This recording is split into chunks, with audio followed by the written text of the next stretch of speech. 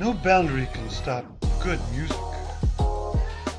Apparently there was for some a benefit from escalating tensions between countries and even a decades-long Cold War. There was a time when the Russian political system required journalists to convince people that there were wrong people living across the ocean, that they could not be contacted.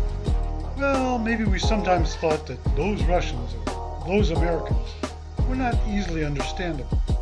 But there is something that destroys such a lack of understanding in minutes. There is a thing that allows people to communicate without words. This thing is able to convey emotions and create genuine feelings.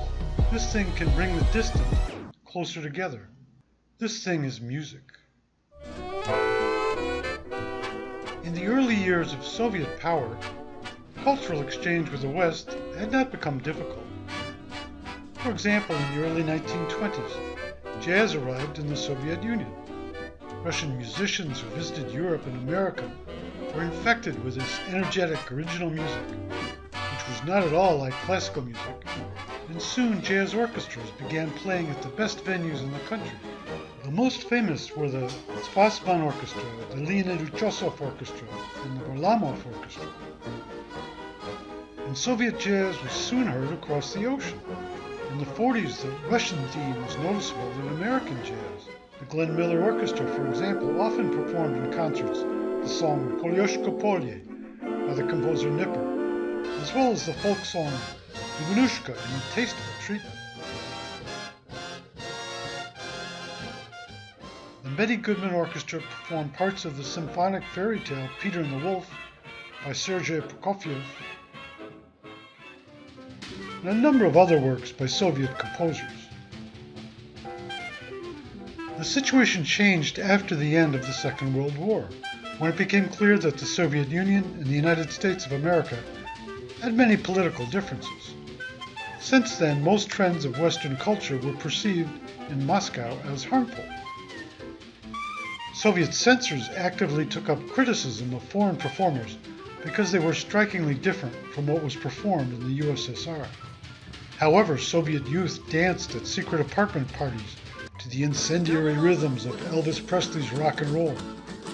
Also, the Beatles enjoyed great popularity among Soviet youth and influenced not only musical taste, but also fashion and other areas of cultural life.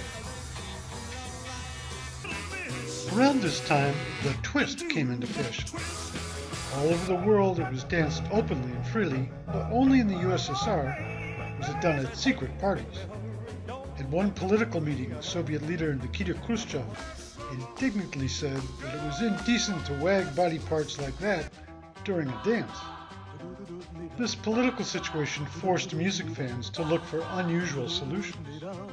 Underground recording and distribution of illegal Western music in the Soviet Union began before the invention of reel-to-reel tape recorders and audio cassettes. In the early 1950s, a resident of Leningrad, Ruslan Bogolovsky, invented a device for making records, and together with his friends opened an underground recording studio, the Golden Dog. The only problem was the lack of vinyl. Well, desperate times called for desperate measures. Music fans learned to record forbidden jazz and rock and roll on X-ray films obtained in dumpsters near hospitals. In contrast to the scarce vinyl, X-ray films were plentiful. They were cut into a circular shape with nail scissors, and the hole in the center was burned with a cigarette. The recording was played on one side on a regular record player. This type of record was called music on bones. Such records were not sold in stores, of course, but they could be purchased at flea markets, in alleys, and apartment building lobbies. Once such an illegal transaction was completed, music fans received a thin record with one song lasting no more than 3.5 minutes. The quality of these bones was often very poor, with the noise drowning out the music. Nevertheless, such recordings were distributed very quickly, and thanks to them, Soviet youth at least had an idea of other music. The bone music was actively opposed by the authorities. In the late 1950s, special music patrols were even created. There's a now well-known article by the Soviet composer Nikita Bogoslovsky, published on December 19, 1964, in a literary newspaper titled "From the Lives of Bees and Dumb Beetles." Its subject was, of course, the Beatles. The article became famous for pearls such as these. When the Beatles let out their twisty screams, young people start screaming with delight, stamping their feet and whistling. Thousands of American teenagers are howling so loudly at their pets that they can hardly be heard, despite the amplifier.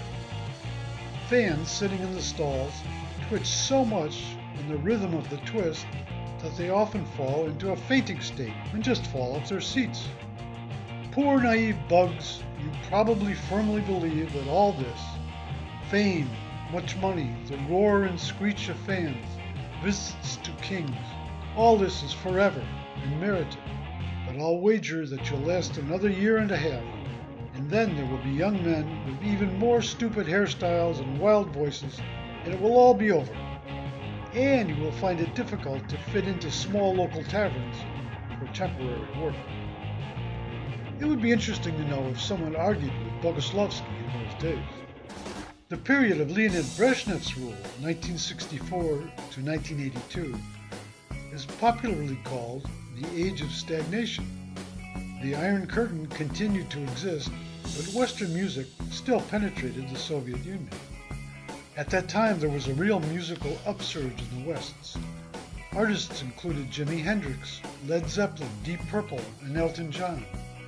In 1969, the Woodstock Music Festival was held in America, which became a symbol of freedom in the hippie era. In 1970, the musical Jesus Christ Superstar was released in England. In 1973, Pink Floyd released the album Dark Side of the Moon. Rock music in the West was almost becoming a source of ideologies.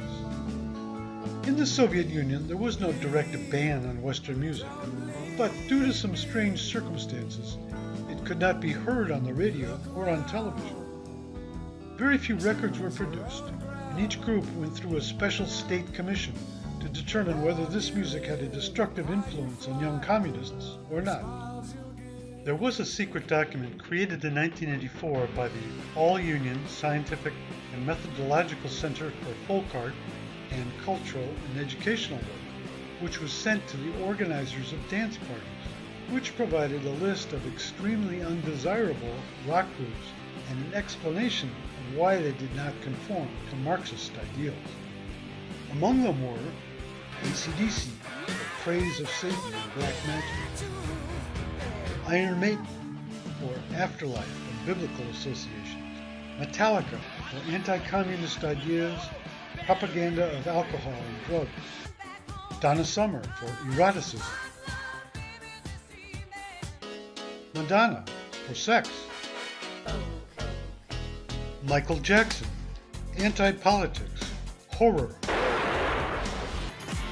Pink Floyd, for perversion of Soviet foreign policy. And the list went on. There were 100 groups in the list. Music censorship ended during the collapse of the Soviet Union, and the advent of the internet has made political censorship almost impossible. And now only music lovers themselves determine what will be heard on the stages of concert halls and in stadiums.